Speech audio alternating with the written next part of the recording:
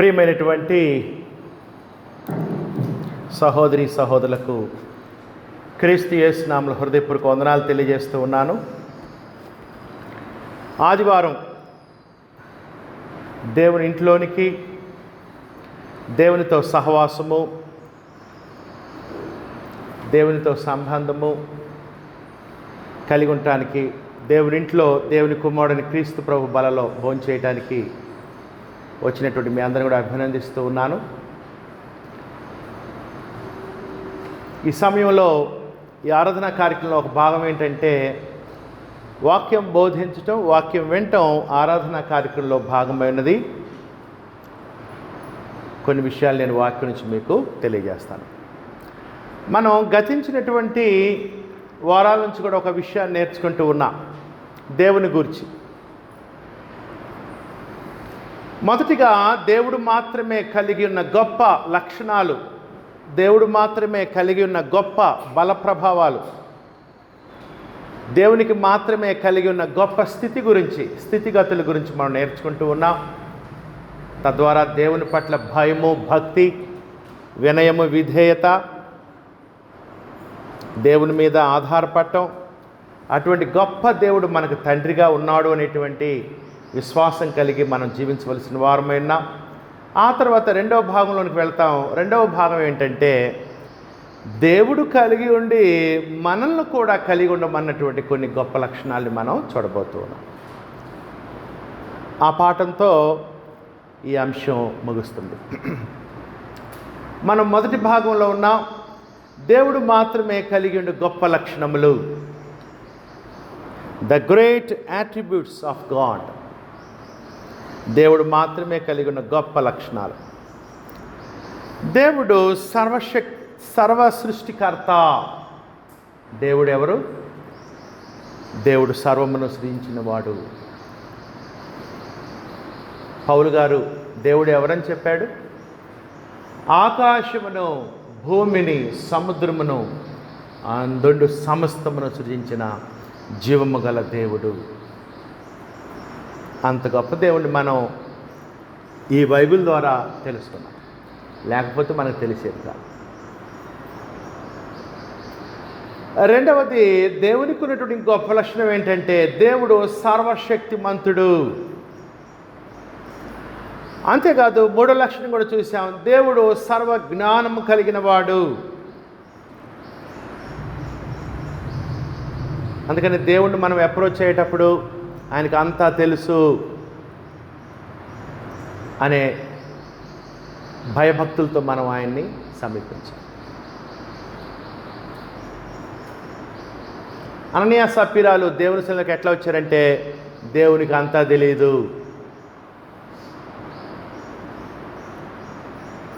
దావీదు ఏమనుకున్నాడంటే బత్షెబతో పాపం చేసి ఏకాంతంగా దేవునికి తెలియదు, చూడలేడు, ఆయన గుడ్డోడు.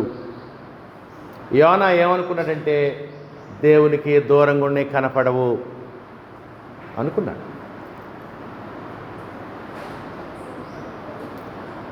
అందుకని సహోదరులారా, దేవుని సన్నిధిలోకి మనం వచ్చినప్పుడు ఎంతో భయభక్తులతో రావాలి. ఎందుకంటే హీ నోస్ ఎవ్రీథింగ్. నాలుగో విషయం, దేవుడు సర్వము వ్యాపించి ఉన్నాడు. ఐదవది, దేవుడు నిత్యుడు. God is eternal.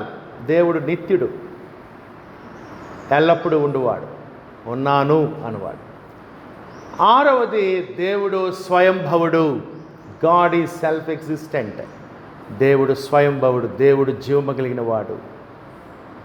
అంతేకాదు, మనకు జీవాన్ని కూడా ప్రసాదించేవాడు. ఏడవ లక్షణం, దేవుడు మార్పు లేనివాడు. God is unchangeable. మనుషులు మార్చుకున్నట్లుగా దేవుడు మారడు. దేవునిలో చంచలత్వం లేదు. ఇవన్నీ కూడా దేవునికి ఉన్న గొప్ప లక్షణాలు. ఎనిమిదవది, దేవుడు మాత్రమే సర్వాధికారి. God has all authority. దేవునికి సర్వాధికారం ఉన్నది.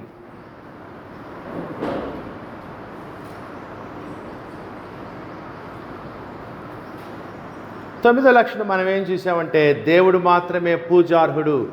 God is worthy of our worship. గొప్ప భక్తి శ్రద్ధలు, గొప్ప పూజా భావం మనం దేవునికి మాత్రమే ఇవ్వాలి. దేవుడు మాత్రమే పూజార్హుడు. ఆదివారం మనం ఎందుకు వస్తున్నాం దేవుని సన్నిధిలోనికి? దేవుణ్ణి పూజించడానికి, దేవుణ్ణి స్తుతించడానికి, ఆరాధించడానికి, మహింపరచడానికి. 10వ లక్షణం ఏంటంటే, పోయిన ఆదివారం మనం చూసాం, దేవుడు మాత్రమే శ్రీమంతుడు. గాడ్ ద బ్లెస్డ్ వన్ అన్నాడు ఇంగ్లీష్లో. దేవుడు మాత్రమే శ్రీమంతుడు. శ్రీమంతుడు అంటే ఐశ్వర్యవంతుడు. దేవుడు మాత్రమే ఐశ్వర్యవంతుడు. పోయినసారి నేను కొన్ని విషయాలు చెప్పాను దానికి సంబంధించి. దేవుడు మాత్రమే ఐశ్వర్యవంతుడు. దేవుడు మాత్రమే ఐశ్వర్యవంతుడని యోబు గారు చెప్పాడు. బైబిల్లో భక్తులు ఆ విషయాన్ని మనకు తెలియజేశారు. యోబు ఏమన్నాడంటే, తన ఆస్తి పోయినప్పుడు, తన కొడుకులు కూతుర్లు చనిపోయినప్పుడు, దూరం అయిపోయినప్పుడు, అందరూ పోయినప్పుడు యోబు ఏమన్నాడంటే, యెహోవా ఇచ్చెను, యెహోవా తీసుకొనెను, యెహోవా నామమునకు స్తుతి కలుగునుగాక. అది సమస్తము దేవునివి. ఇచ్చే హక్కు ఉంది ఆయనకి, తీసుకునే హక్కు కూడా మనకి చెప్పకుండా, మన పర్మిషన్ లేకుండా, మన అనుమతి లేకుండా తీసుకునే హక్కు కూడా దేవునికి ఉన్నది. దాన్ని మనం శిరసా వహించాలి. ఎందుకు చేసావు నువ్వు, అసలు అంతగాడికి ఎందుకు ఇవ్వటం, ఇట్లాంటివి అనకూడదు మనం దేవునికి సర్వాధికారం ఉన్నది, సమస్తము ఆయనది. ఆ తర్వాత సొలొమోను ఏమన్నాడు, తల్లి గర్భంలోని దిగంబరిగా వచ్చి తిని దిగంబరిగా పోతానని కూడా చెప్పాడు సొలొమోను. ఏమి తీసుకెళ్ళలేమన్నాడు. పౌలు గారు ఏం చెప్పాడు, మనం ఈ లోకంలోనికి ఏమియో తేలి, దీనిలో ఏమియో తీసుకొనలేము. దావీదు ఏమన్నాడు, నాకు కలిగినవన్నీ నీవు మాకు ఇచ్చినవే, నేను నీకు ఇచ్చుటకు నేను ఏ పాటి వాడను అని కూడా దావీదు దేవుని పట్ల, తన పట్ల సరైన అవగాహన కలిగి ఉన్నాడు. అందుకని దేవుని పిల్లమైన మనము మనకు కలిగినవన్నీ కూడా దేవుడు అనుగ్రహించినవి అనే భయభక్తులు కలిగి జీవించాలి. లోకానికి ఆ జ్ఞానం లేదు. లోకం ఏమంటుందంటే, లూకాసు వార్త 12వ అధ్యాయం, నా ధాన్యం, నా కొట్లు, నా ఆస్తి, నా ప్రాణం, నాది నాది నాది అంటూ ఉంటారు లోకం. మనం అట్లా ఉండకూడదు. ఎందుకంటే మనం దేవునికి జ్ఞానం కలిగిన వారు కాబట్టి మన ఆలోచన విధానం, మనం మాట్లాడే విధానం కూడా లోకానికి వేరుగా ఉండాలి. దేవుడు నాకు ఇచ్చినవండి ఇవి.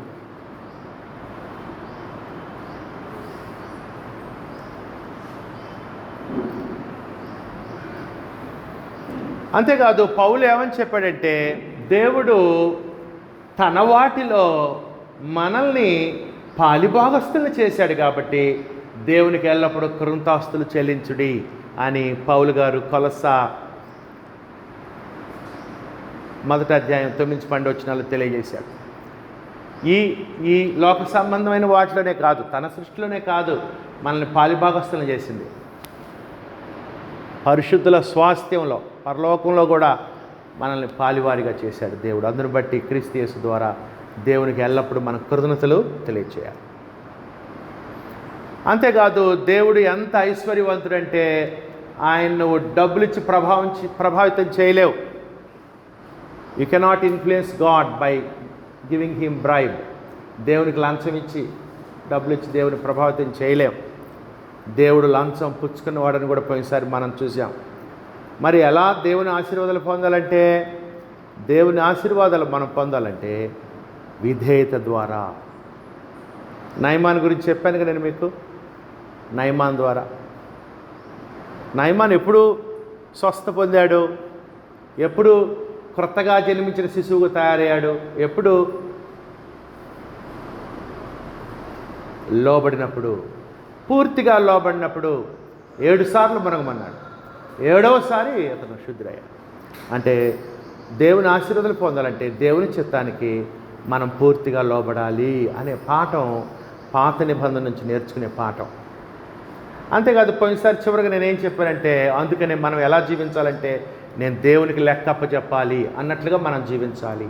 మనం దేవునికి లెక్క అప్పగింపవలసిన వారమై ఉన్నాం అని కూడా పౌలు చెప్పాడు, మనకు అపోస్తులు చెప్పారు. అపోస్తులు రోమిలకు రాసిన 14:11. అందుకని అన్ని విషయాల్లో, భార్య విషయంలో, పిల్లల విషయంలో, వస్తువుల విషయంలో, డబ్బుల విషయంలో, అన్ని విషయాల్లో కూడా మనం దేవునికి లెక్క అప్పచెప్పాలన్నట్లుగా మనం బ్రతకాలి. దేన్ని వ్యర్థం చేయకూడదు, దేన్ని దుర్వినియోగపరచుకోకూడదు. అన్నీ కూడా దేవుడిచ్చినటువంటివి.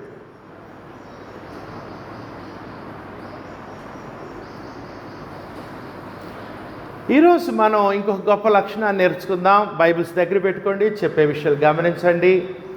11వ లక్షణం, దేవునికి మాత్రమే కలిగి ఉన్న గొప్ప లక్షణాలు. దేవుడు మాత్రమే కలిగి ఉన్న గొప్ప లక్షణాలు, దేవునికి ఉన్న గొప్ప స్థితిగతులు.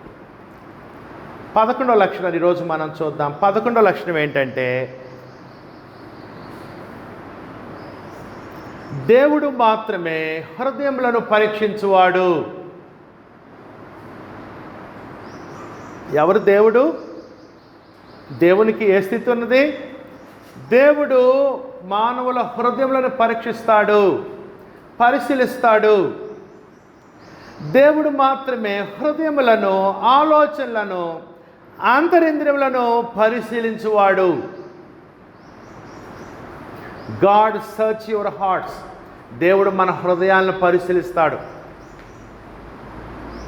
దేవునికి ఉన్నటువంటి గొప్ప లక్షణం, మన హృదయాంతరంగాల్ని పరిశీలిస్తాడు.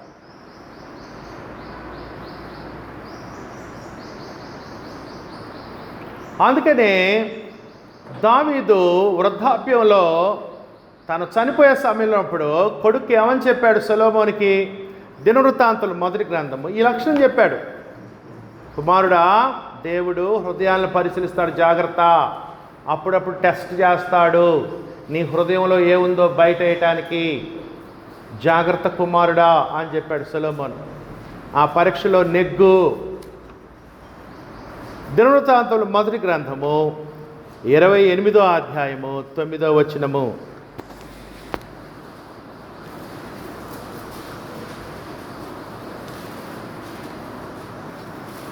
దినవృత్తాంతులు 1వ గ్రంథము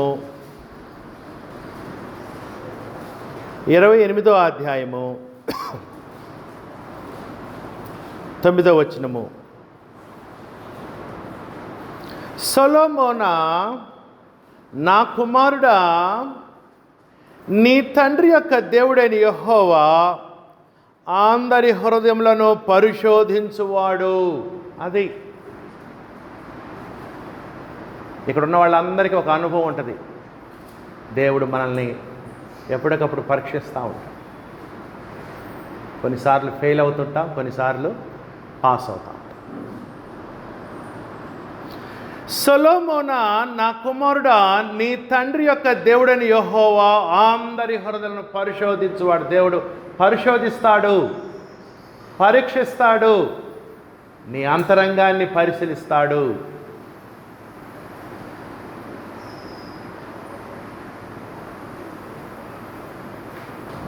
అన్నీ బాగున్నప్పుడు బాగానే ఉంటావు, అప్పులు పాలవుతే నీ బయటపడిద్ది స్వభావం.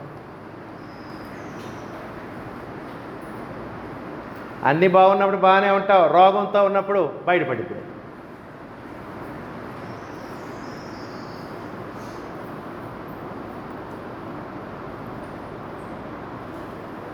సహోదరులారా, దేవుడు హృదయములను, ఆలోచనలను, అంతరింద్రియములను పరీక్ష ఏం చేస్తుందంటే, జాగ్రత్త గుర్తుపెట్టుకోండి, పరీక్ష ఏం చేస్తుందంటే అసలు నువ్వెవరో బయటేస్తుంది. ఏం చేస్తుంది పరీక్ష? అసలు నువ్వెవరివి, అసలు నీ నైజం ఏంటి, అసలు నీ అంతరంగ బుద్ధి ఏంటో పరీక్ష మనల్ని బయటేస్తుంది. అంతవరకు అందరూ బాగానే ఉన్నాం, అంతా ఏం లేదు, అంత బాగానే ఉంది, నా అంత భక్తిపరుడు లేడు ఇక్కడ, నేను ఉదయాన్నే ప్రార్థన చేస్తాను, రకరకాలు చెబుతూ ఉంటాను. పరీక్ష పెట్టగానే వాంతికి చేసుకున్నట్టు అంతరంగంలో బయటపడింది పరీక్ష. ఏమన్నాడు తండ్రి కొడుకు చెప్తూ? జాగ్రత్త, దేవుడు పరీక్షిస్తుంటాడు. సొలొమోనా, జాగ్రత్త. మనం చెప్పామా మన కొడుకులకి ఎప్పుడన్నా ఆ మాట? అరే దేవుడు పరీక్షిస్తాడు. తన పట్ల నీకు నిజంగా ప్రేమ ఉందా లేదా? నీకు దేవుడంటే ప్రేమ, డబ్బు అంటే దేవుడంటే ప్రేమ, ఉద్యోగం అంటే దేవుడంటే ధనం అంటే ఏం ప్రేమ? దేవుడు పరీక్షిస్తా.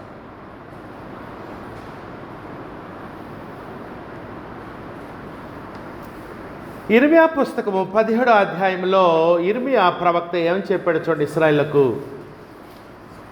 బైబిల్స్ ఉన్నవాళ్ళు ఇర్మియా పుస్తకము 17వ అధ్యాయం తీయండి. 17వ అధ్యాయము 9, 10 కంఠస్థ వచనములు. ఇర్మియా పుస్తకము 17వ అధ్యాయము 9, 10 కంఠస్థ వచనాలు.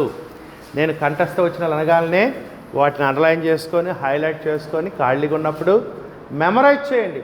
దేవుని మాటలవి, జీవపు మాటలవి.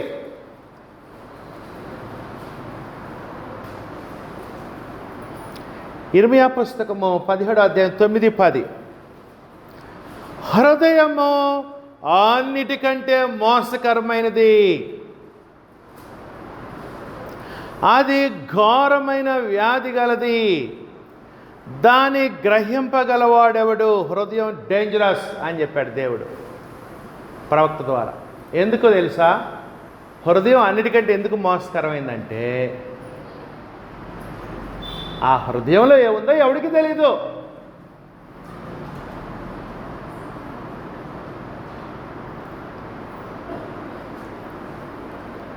బయటికి మంచిగా మాట్లాడచ్చు, నువ్వు మంచిగా ప్రవర్తించవచ్చు, నమ్మించవచ్చు.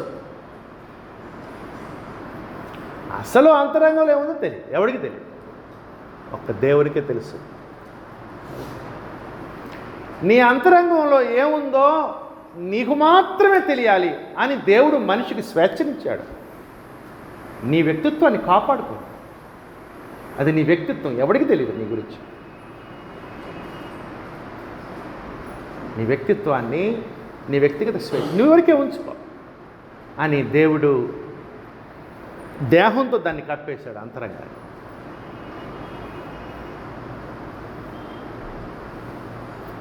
అందుకని నవ్వినంత మాత్రాన అతను సంతోషంగా ఉన్నాడు అనుకోవద్దు. అతను దుఃఖపడినంత మాత్రం దుఃఖపడవద్దు. అంతరంగం వేరుగా ఉంటుంది. అది హృదయం యొక్క సమస్య. అందుకని హృదయము అన్నిటికంటే మోసకరమైంది, మోసకరమైంది, అది ఘోరమైన వ్యాధి గలది, దాన్ని గ్రహింపగలవాడెవడు? 10వ వచనం. ఒకని ప్రవర్తనను బట్టి చూడండి జాగ్రత్తగా. దేవుడు కులాన్ని చూడ్డు, నీ ఎత్తును చూడ్డు, నీ లావు చూడ్డు, మీ తల్లిదండ్రులను చూడ్డు, నీ ప్రాంతం చూడ్డు, నీ భాష చూడ్డు, నీ చదువులు చూడ్డు. దేవుడు ఏం చూస్తాడు? ఒకని ప్రవర్తనను బట్టి నీ ప్రవర్తన చూస్తాడు దేవుడు. నలుపా తెలుపా, ఎత్తా లావా, పొట్టా పొడుగు అన్నీ చూడు, నీ ప్రవర్తన చూస్తాడు.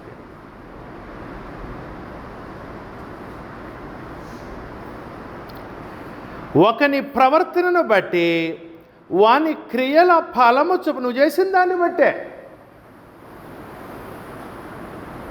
వాని క్రియల ఫలము చొప్పున ప్రతీకారము చేయుటకు, నీ అంతరంగాన్ని బట్టే నీకు ప్రతీకారం చేస్తాడు దేవుడు. కొత్తగా జరిగింది ఏం లేదాడ. నీ బుద్ధిని బట్టే ఆ పర్యవసనాలు నువ్వు ఎదుర్కొంటావు.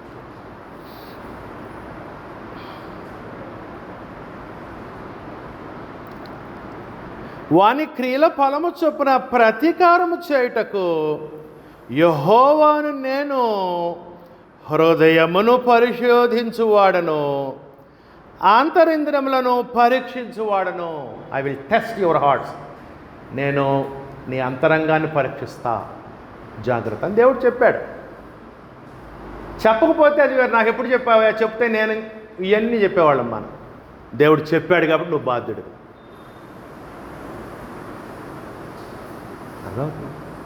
దేవుడు చెప్పాడు నీకు, నేను పరీక్షిస్తా. ఏం పరీక్షిస్తా? అంతరంగాన్ని పరీక్షిస్తా, అంతరింద్రియాలను పరీక్షిస్తా. నీ లోపల ఏముందో బయట వేస్తా పరీక్ష ద్వారా. సహోదరులారా, మరి మనం అటువంటి దేవుని దగ్గరికి వస్తున్నాం. ఆయన ఎవరంటే ఆయన హృదయాంతరంగములను పరీక్షిస్తాడు, పరిశీలిస్తాడు, పరిశోధిస్తాడు. హృదయంలో ఉన్న తెలుసుకోవటం చాలా కష్టం అని చెప్పాడు సొలొమోను. జ్ఞాని సొలొమోను ఏమని చెప్పాడు? ఏది కష్టం?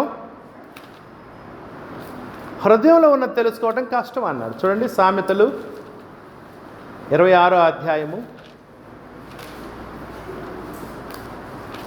సామెతలు 26, 23 నుంచి 26. సామెతలు 26, 23 నుంచి 26. ఎందుకు హృదయం మోసకరమైంది? ఎందుకంటే ఇదిగో ఇందుకు హృదయంలోని తెలుసుకోవటం చాలా కష్టం, ఒక విధంగా అసాధ్యం. సామెతలు 26, 23 నుంచి 26 అండి. సామెతలు 26, 23. చెడు హృదయమును ప్రేమగల మాటలాడు పెదవులను కలిగి ఉండుట మంటి పెంకు మీద వెండిపోతతో సమానము. అది హృదయం ఎందుకు మోసకరమైందంటే, చెడు హృదయము, లోపలేమో చెడు ఉంది, పైకి ఎట్టున్నాడు? ప్రేమగల మాటలు. ఎంత తీయగా మాట్లాడుతున్నాడో.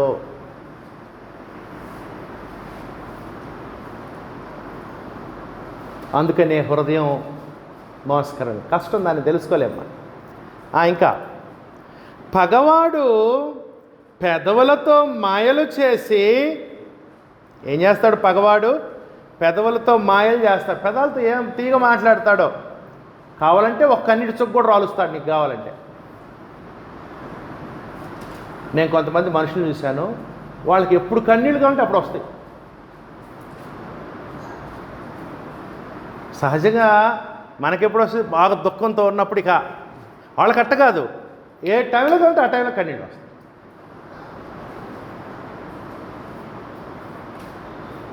పగవాడు పెదవులతో మాయలు చేసి అంతరంగంలో కపటము దాచుకున్నాం. అది అందుకు హృదయం మోసకరమైంది. లోపలే ఉందో మనకు తెలియదు, పైకి మటుకి బ్రహ్మాండంగా మాట్లాడుతుంది. అసలు భక్తుడంటే ఇతడేరా భక్తుడంటే. 25. వాడు దయగా మాట్లాడినప్పుడు వాని మాట నమ్మకము, వాని హృదయములో 7 హేయ విషయములు కాదు. ఒకటి కాదు, 7 ఉన్నాయి. 7 జబ్బులు ఉన్నాయి లోపల. శరీరం బాగానే ఉంది, ఏం జబ్బు లేదు, లోపల జబ్బు ఉంది, హృదయ జబ్బు. ఏంటి? యేసుడు అన్నాడు హృదయంలో నుండియే అని. మొత్తం ఒక 9-10 జబ్బులు చెప్పాడు లోపల నుంచి, అంతరంగం నుంచి ఏ బయటకు వస్తాయి. వాడు దయగా మాట్లాడినప్పుడు వాని మాట నమ్మకము, వాని హృదయంలో నుండి 7 హేయ విషయములు ఉన్నాయి లోపల. జాగ్రత్త. 26. వాడు తన ద్వేషమును కపట వేషము చేత దాచుకును, లోపల దాచుకున్నాడు చెడు. సమాజములో వాని చెడుతనము బయలుపరచబడిన ఒక టైం వస్తుంది, మొత్తం బయట పడిద్ది. సహోదరులు, అందుకని హృదయంలోని తెలుసుకోవటం కష్టమైన విషయం. కానీ దేవుడు ఎవరు? దేవుడు హృదయమును పరీక్షించువాడు, హృదయమును అంతరింద్రియములను పరిశీలించువాడు, పరిశోధించువాడు. ఈ సబ్జెక్ట్ బైబిల్ అంతా ఉంది, ఈ భావం. కీర్తన 11, 4, 5.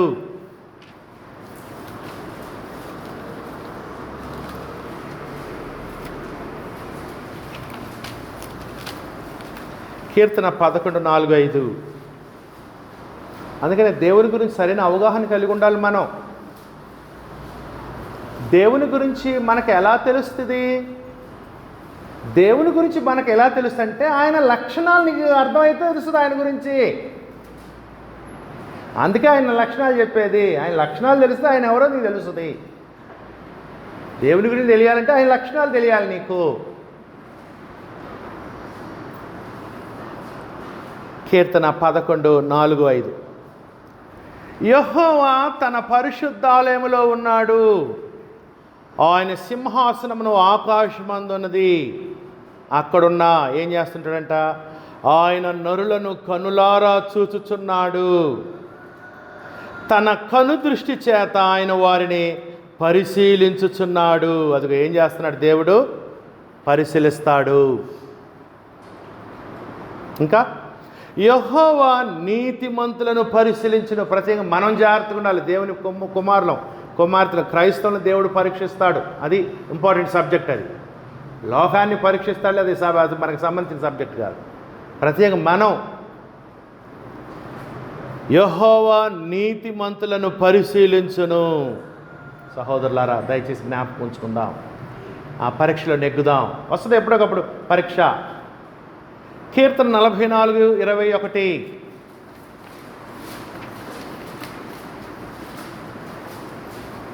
కీర్తన 44:21.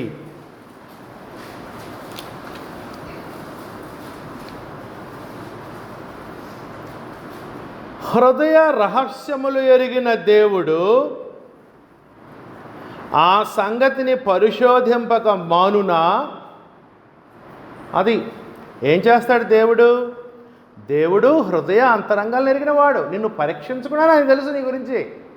కానీ నువ్వు దబాయిస్తున్నావుగా, నేను భక్తిపరుణ్ణి, నేను అసలు గొప్పవాడిని, వీరుణ్ణి, ధీరుణ్ణి అని చెబుతున్నావు కదా. ఓహో, నీ గురించి నీకు తెలియాలని నీ జీవితానికి ఒక పరీక్ష.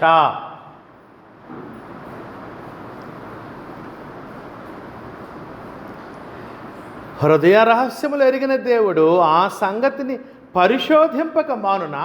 దేవుడు పరిశోధించడం అనుకుంటున్నావా? పరిశోధిస్తాడు. జెఫన్యా 1:12.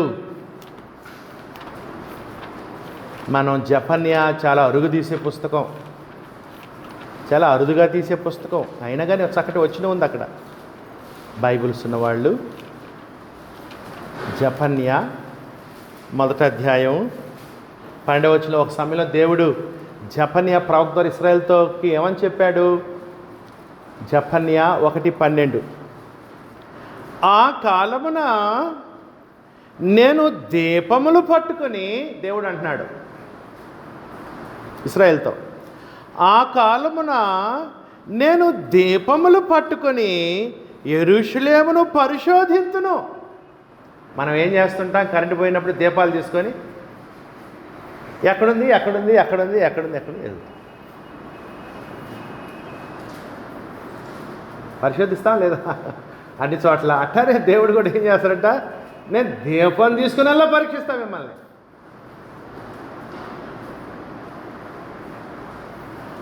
మడ్డి మీద నిలిచిన ద్రాక్షరసం వంటి వారై యెహోవా మేలైనను కీడైనను చేయువాడు కాడని మనస్సులో అనుకుని వారిని శిక్షింతును. ఎందుకు నేను పరీక్షిస్తా? మీ చెడును మంచిని బయటేయటానికి, తద్వారా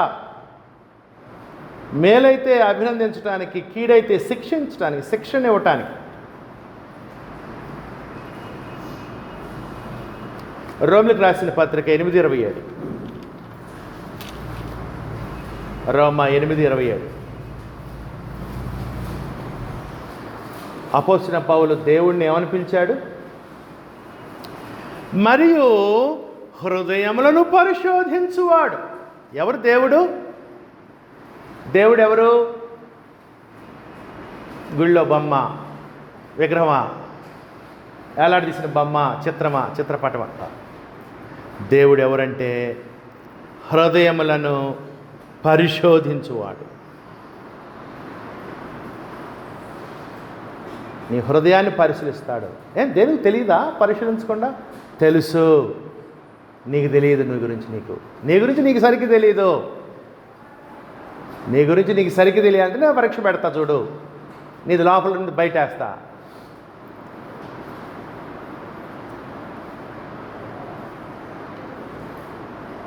నీ గురించి ఇతరులకు కూడా సరికి తెలియదు. వాళ్ళు ఏదో అనుకుంటున్నారు నేను గొప్ప అని.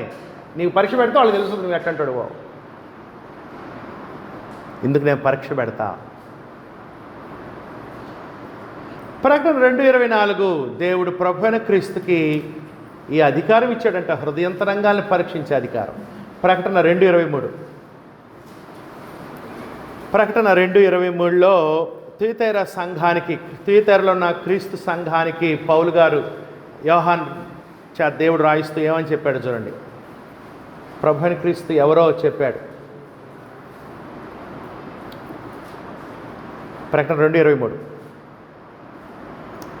దాని పిల్లలను నిశ్చయముగా చంపెదను, అందువలన అంతరింద్రియములను హృదయములను పరీక్షించువాడు నేనే అని సంఘములన్నీ తెలుసుకున్నాను. నేను ఎందుకు పరీక్ష పెడతానంటే ఆ పరీక్షలో నీకు అర్థమైద్ది నేను పరీక్షించేవాడిని అని. నేను ఎవరినో నీకు తెలుస్తుంది. నువ్వేమనుకుంటున్నావు నాకు తెలియదు అనుకుంటున్నావు. నేను పరీక్ష పెడితే బయట వేస్తా, అప్పుడు నీకు తెలుస్తుంది, ఓహో దేవునికి నా హృదయం తెలుసు, నా అంతరంగం తెలుసు, నన్ను పరీక్షించేవాడు ఆయన అని. అందుకని సహోదరులారా, దేవుడు ఎవరు? నాయనా, తండ్రి అని మనం పిలుస్తున్నటువంటి దేవుడు ఎవరంటే ఆయన హృదయములను, ఆ అంతరింద్రియములను, మన ఆలోచనలను, అంతరంగాన్ని పరీక్షించేటువంటి దేవుడు. దేవుడు విగ్రహం కాదు, ఏడో ఉన్నవాడు కాదు. దేవుని యందు మనము ఉన్నాము, సంచరించున్నాము, ఉనికి కలిగి ఉన్నాము. దేవుడు పరీక్షిస్తూ ఉంటాడు.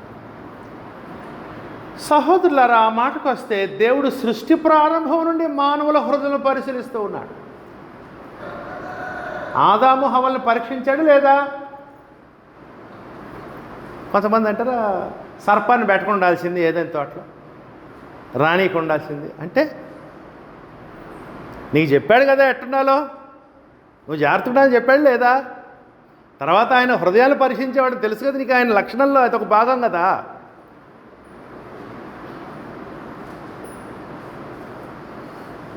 సర్పం కాకపోతే ఎంకాయం వస్తుంది ఏదంత తోటకి. ఆ మాటలు వింటావా? లేదా రామయ్య వస్తాడు ఏదో చెప్తాడు అబద్ధాలు లేనిపోయింది, వింటావా నువ్వు?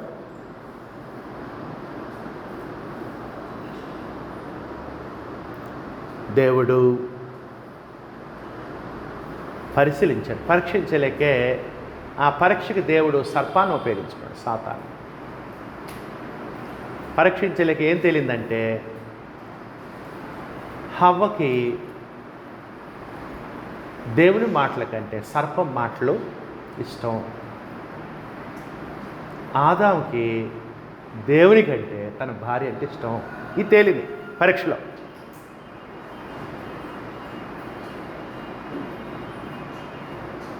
మనుషులు సత్యం కంటే అబద్ధాన్ని ప్రేమిస్తారు. తేలింది ఏదైనా తోట.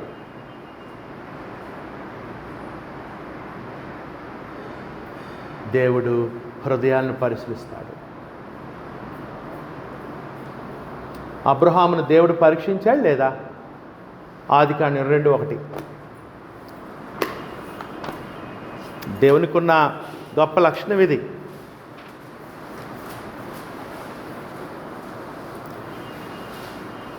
ఆదికాండం 11:1. 11:2. ఆదికాండం 22:1. ఆదికాండం 22:1. ఆ సంగతులు జరిగిన తర్వాత దేవుడు అబ్రహామును పరిశోధించెను.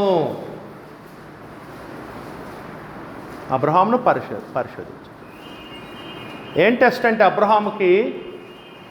అబ్రహాముకి నేనంటే ప్రేమ లేకపోతే నేను ఇచ్చిన కుమారుడు అంటే ప్రేమ? అబ్రహాముకి నేనంటే ప్రేమ, నేనిచ్చిన గర్భఫలం అంటే ప్రేమ అనే పరీక్ష జరిగింది అబ్రహాముకి. ఆ పరీక్షలో ఏమైంది? అబ్రహాముకి దేవుడిచ్చిన గర్భఫలం కంటే దేవుడంటే ప్రేమ అని తేలింది.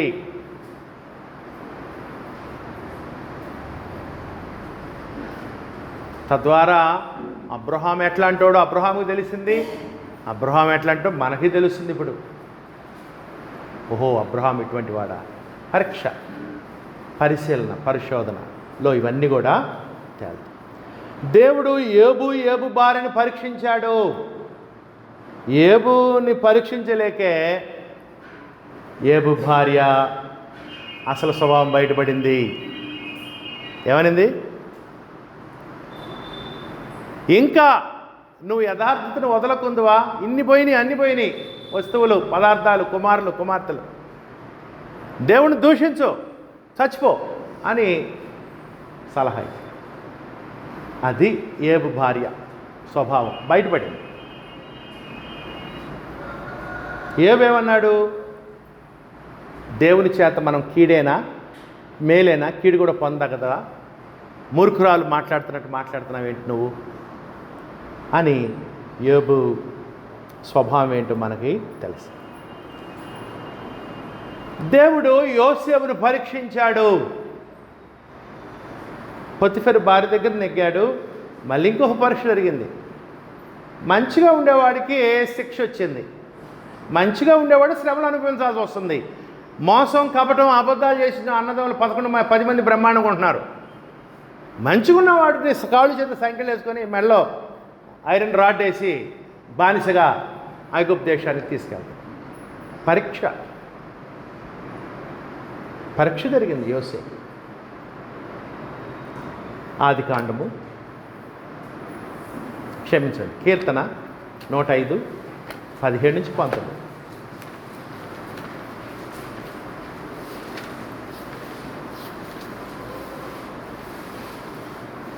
దేవునికి ఉన్నటువంటి ఒక లక్షణం ఇది. దేవుడు పరీక్షిస్తాడు. ప్రత్యేకంగా క్రైస్తవులను మనము ఆ విషయంలో జాగ్రత్తగా ఉండాలి. దేవుడు పరీక్షిస్తాడు. బహుశా నీకు వచ్చిన శ్రమ, నీకు వచ్చిన బాధ పరీక్ష అయి ఉండొచ్చు. 105వ కీర్తన 17-19. 105వ కీర్తన 17-19. వారికంటే ముందుగా ఆయన ఒకని పంపెను, యోసేపు దాసుడుగా అమ్మబడెను. వారు సంకెళ్ళ చేత అతని కాళ్ళు నొప్పించిరి. కాళ్ళకి ఏమేశారు? ఏం చేశాడు యోసేపు? కాళ్ళకి సంకెళ్ళు వేసి అంత పాపం ఏం చేశాడు?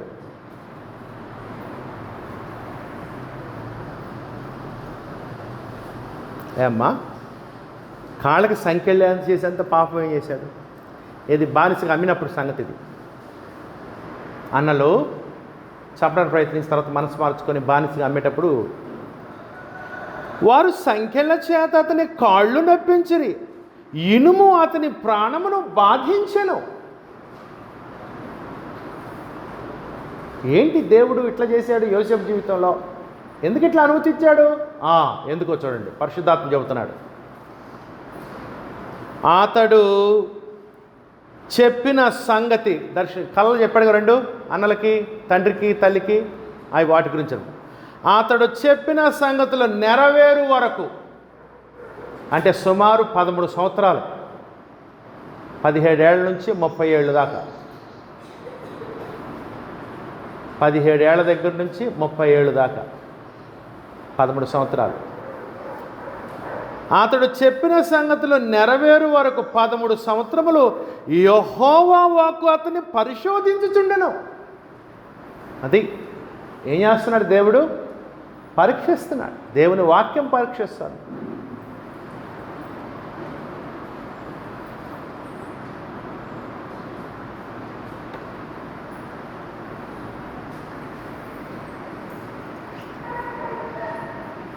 టైం వచ్చింది, దేవుడిక పరీక్షలు హెచ్చిద్దాం అనుకున్నాడు.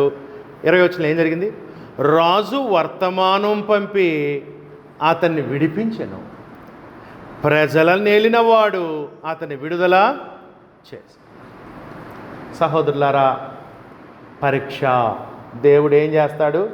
నువ్వు బాప్తిసం తీసుకున్న దగ్గర నుంచి చనిపోయేంత వరకు ఏం జరుగుతుంటుంది నీకు? దేవుడు అంతరంగాన్ని పరీక్షిస్తూ ఉంటాడు. ఎందుకు? దేవునికి తెలియక కాదు, తెలిసే. నీకు తెలియటానికి నువ్వెవడవో, నువ్వే స్థాయిలో ఉన్నావో నీకు తెలియటానికి. రెండోది, నీ చుట్టుపక్కల ఉన్న వాళ్ళకి తెలియటానికి. మూడోది, నువ్వు ఇంకా ఎక్కడ దిద్దుకోవాలో తెలుసుకో. నాలుగోది, నిత్య జీవం మిస్ అవ్వకుండా ఆ చెడు గుణగణాలే లోపల ఉంచుకుంటే నిత్య జీవానికి పోగొట్టుకుంటావు, దిద్దుకోవటానికి.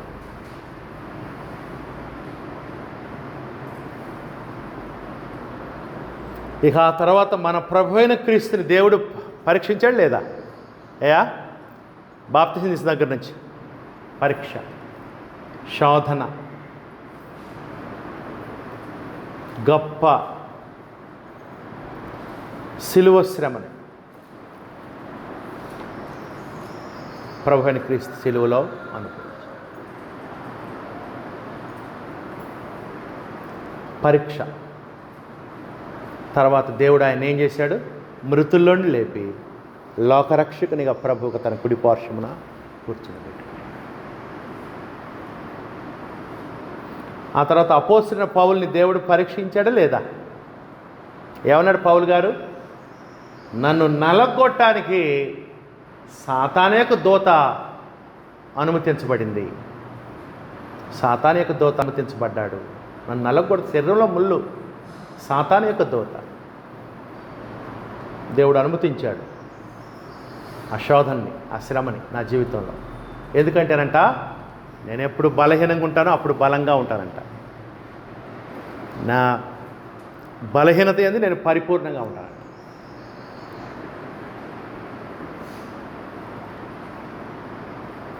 సహోదరులారా, దేవుడు పరిశీలిస్తాడు. దేవుడు తన బిడ్డల్ని పరీక్షించడానికి కొన్నిసార్లు దేవుడే డైరెక్ట్గా ఆ పరీక్ష కనెక్ట్ చేస్తాడు. అబ్రహాము విషయంలో డైరెక్ట్గా దేవుడు ఇన్వాల్వ్ అయ్యాడు ఆ పరీక్షలో. కొన్నిసార్లు దేవుడు పరీక్షించడానికి సాతాన్ని ఉపయోగించుకుంటాడు. యోబు విషయంలో సాతానేమో శోధిస్తుంటాడు, దేవుడేమో పరీక్షగా దాన్ని పరిగణిస్తూ ఉంటాడు. కొన్నిసార్లు దేవుడు మనల్ని పరీక్షించడానికి చెడ్డ మనుషులను ఉపయోగించుకోవచ్చు.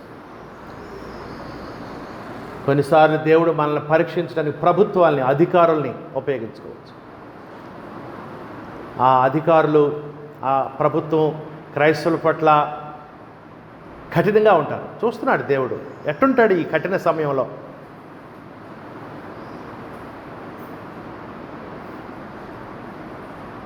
విశ్వాసం ఎట్లాగుంటుంది, ఓర్పు ఎలాగుంటుంది, సహనం ఎలా, ప్రార్థనా జీవితం ఎట్టుంటుంది. కొన్నిసార్లు దేవుడు మనల్ని పరీక్షించడంలో అబద్ధ బోధకులను అనుమతిస్తాడు. అది ఆయన ఇష్టం కాదు, కానీ వాళ్ళలో ఉన్న ఆ చెడు బుద్ధిని తన బిడ్డలను పరీక్షించడం. అబద్ధ బోధ చేస్తున్నాడు వీడు, నా బిడ్డ దాన్ని పరిశీలిస్తాడు లేదా, గ్రంథాన్ని అవి సంగతులు వాళ్ళని ఉన్నాయా లేవని పరిశీలిస్తాడు లేదా. కొన్నిసార్లు దేవుడు మన సొంతంలో కూడా ప్రేరేపిస్తాడు, అనుమతిస్తాడు మనల్ని శోధించడానికి. యోబు భార్య యోబుని శోధించింది కదా. ప్రభువైన యేసుని ఎవరు శోధించారు? ఇస్కరియోతు యూదా పక్కనే ఉన్నాడు 3 సంవత్సరం. సహోదరులారా, ఏదేమైనప్పటికీ దేవుడు మన హృదయాలను పరిశోధిస్తాడు, మర్చిపోవద్దు. ప్రశ్న ఏంటంటే, ఎందుకు దేవుడు తన బిడ్డల్ని పరీక్షకు, పరిశోధనకు గురి చేస్తున్నాడు? ఇంత ప్రేమాస్వరూపైన దేవుడు, కృపాసమృద్ధి కలిగిన దేవుడు, దయాదాక్షిణ్యం కలిగిన దేవుడు, నాయనా తండ్రి అని పెట్టమన్న దేవుడు, మన కుమారత్వాన్ని ఇచ్చినటువంటి దేవుడు ఎందుకు పరీక్షిస్తాడు? దేవుడు ఎందుకు పరీక్ష ఇస్తాడు లేదా పరీక్షకు అనుమతిస్తాడంటే తన మహిమ కొరకు. యోబు శ్రమల్లో వచ్చిన మాటలు చూస్తుంది, ఎంత గొప్పగా ఉన్న దేవుడిని ఎంత మహిమపరుస్తుంది. యెహోవా ఇచ్చెను, యెహోవా తీసుకుని, యెహోవా నామమునకు స్తుతి కలుగును గాక. దేవునికి ఘనత కలుగుతుందా లేదా ఆత్మ ద్వారా? తన మహిమ కొరకు. అంతేకాదు, మన మహిమ కొరకు కూడా, మన మేలు కొరకు. యోబు గ్రంథము 23వ అధ్యాయంలో యోబు పరీక్షలు అన్న మాటలు చూడండి ఎంత గొప్పగా ఉంటాయో. 23వ అధ్యాయము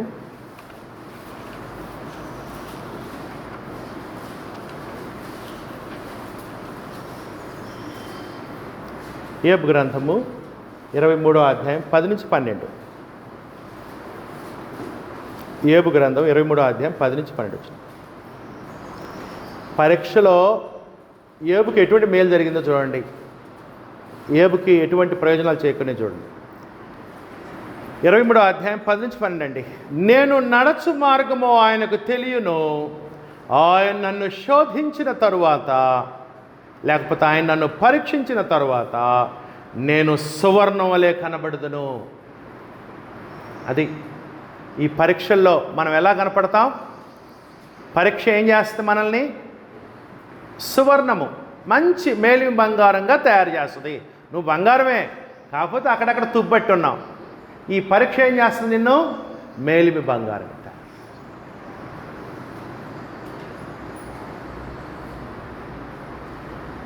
అందుకని నువ్వు ప్రార్థన చేసేటప్పుడు నేను ప్రార్థన, అయ్యా నన్ను అసలు పరీక్షించొద్దయ్యా, అయ్యా నన్ను శోధన గురి చేయొద్దయ్యా, అసలు శోధన రాకుండా అనకూడదు. ఏం చేయాలంటే పరీక్షలో నెగ్గే శక్తిని, అయ్యా శోధనని జయించే శక్తిని,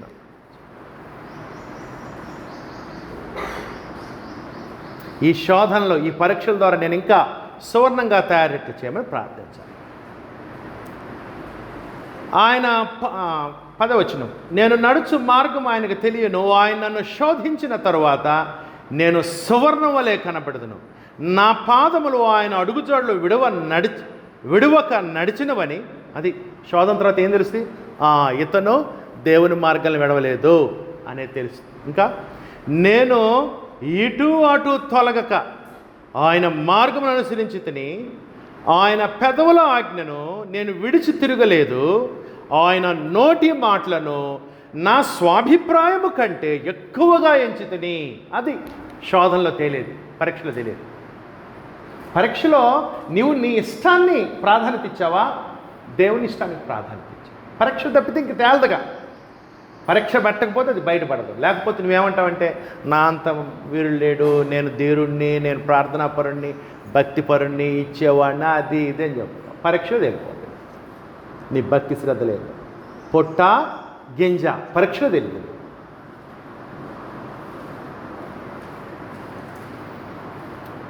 అందుకని చూసారా దేవుడు ఎందుకు అనుమతి ఇచ్చాడు సహోదరులారు? ఇప్పుడు అర్థమైందా? అది మన మేలు కొరకే, దేవుని మహిమ కొరకు, మన మహిమ కొరకు, మనల్ని దీవించడం, మన మేలు కొరకు దేవుడు అనుమతిస్తూ. కీర్తన 139లో దావీదు ఎందుకు పరిశీలించమన్నాడు చూడండి. దావీదు టెస్ట్ పెట్టమన్నాడు అసలు. ఎందుకు దావీదు దేవుడు నిన్ను పరిశీలించాలని కోరుకుంటున్నావు?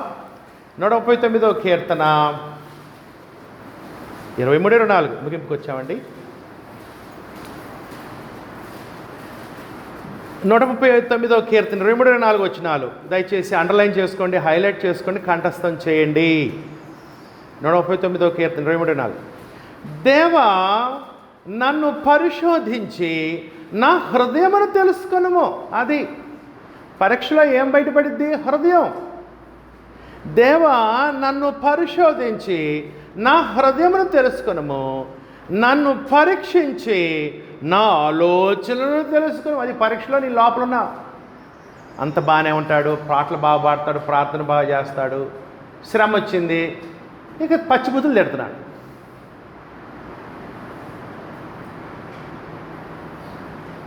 ఏం చేస్తున్నాడు? మామూలు బుద్ధి. అదిగో అది ఉంటే నిత్య శిక్షకు పోతావు నువ్వు నిత్య శిక్ష గ్యారంటీ. అది తీసేసుకో, దిద్దుకో, టైం ఉంది. నీ హృదయం అది, నీ బుద్ధి అది, నీ నైజం ఇంకా చేదు పోవాలా నీలో, ఇంకా లోపల దాచిపెట్టావు, అది కూడా విరిచేసుకో అని దేవుని సూచన. దేవుడు హృదయాన్ని పరిశీలిస్తాడు. కొన్నిసార్లు మనం ఆ పరీక్షకు ఓడిపోతాం, తపామని అబద్ధం చెబుతాం, అసలు ఆలోచించకుండా వెంటనే ఏం చెబుతావు? ఏం చేయాలి? మనస్సు మార్చుకోవాలి వెంటనే. నెక్స్ట్ పరీక్షకి సిద్ధపడాలి. అయ్యా ఒక్కసారి క్షమించు, నెక్స్ట్ రెడీ. మా పిల్లలు ఎగ్జామ్ సరిగ్గా రాయలేదంటే నేనేమంటానంటే నెక్స్ట్ ఎగ్జామ్ బాగా సిద్ధపడాలి అంతే.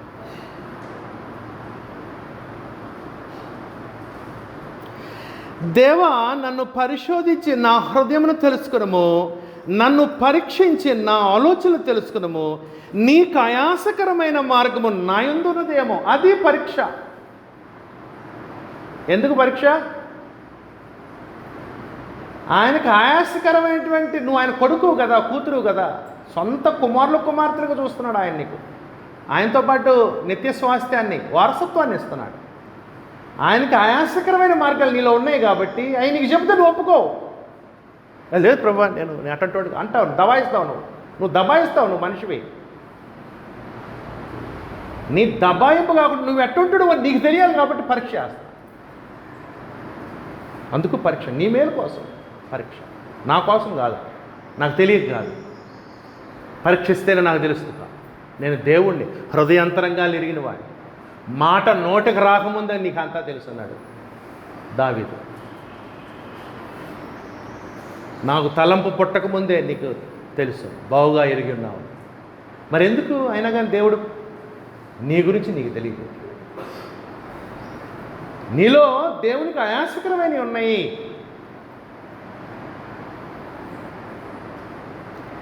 నీకు ఆయాసకరమైన మార్గము నాయందు ఉన్నదేమో చూడము, అది దిద్దుకుంటే ఏమవుతావంటే నిత్య మార్గమును నన్ను నడిపించు. పౌలు, నీలో అంత బాగానే ఉంది కానీ నాకు ఆయాసకరమైనది కొద్దిగా ఉంది, అందుకని నీకేం చేశానంటే ముళ్ళు పెట్టా. ప్రార్థన చేశాడు పాపం భక్తుడు. పౌలు గారు చాలా గొప్ప సేవకుడు. ప్రార్థన చేస్తే దేవుడు అన్నాడు, మిగతా విషయాలు చేయి, ఇది చేయవాకి ఈసారి అన్నాడు. ఈ రోగం గురించి, ఈ ముళ్ళు గురించి చేయొద్దు, మిగతా ఇవ్వదు, ఇది బాదు, నువ్వు ప్రార్థన చేసిన ఎన్న అన్నాడు.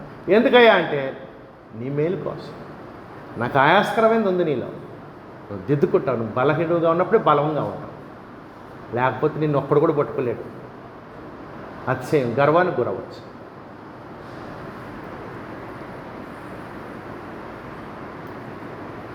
సహోదరులారా, దేవుడు కంసాలి, దేవుడు కంసాలి లాంటివాడు.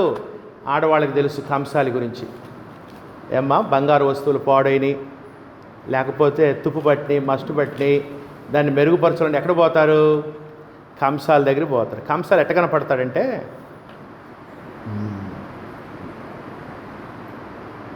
రగిలిపోయి అగ్ని ఉంటుంది అతని దగ్గర. ఏం అగ్ని ఉంటుంది? బొగ్గులతో మామూలు మంట ఉంటుంది, అసలు హై టెంపరేచర్ ఉంటుంది. ఎందుకంటే మలాకి పుస్తకము, దేవుడు కంసాలి లాంటి వాడు, లేకపోతే కంసాలి అగ్ని వంటి వాడు అంట దేవుడు. మలాకి పుస్తకం 3వ అధ్యాయము 2-3 వచనాలు.